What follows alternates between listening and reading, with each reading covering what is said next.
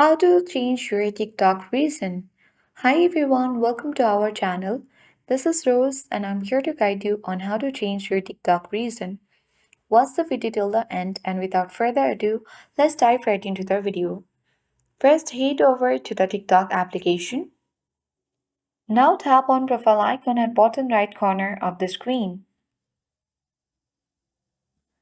Tap three line icon at top right corner of the screen.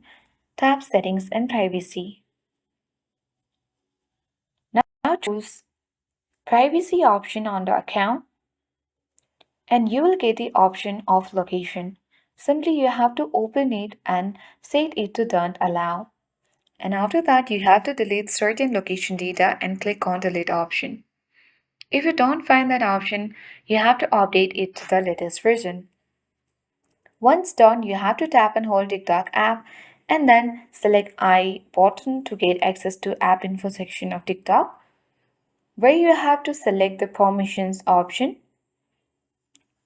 Now tap the location option and then you have to select don't allow. Once done, you need to head back to the settings page of Android device.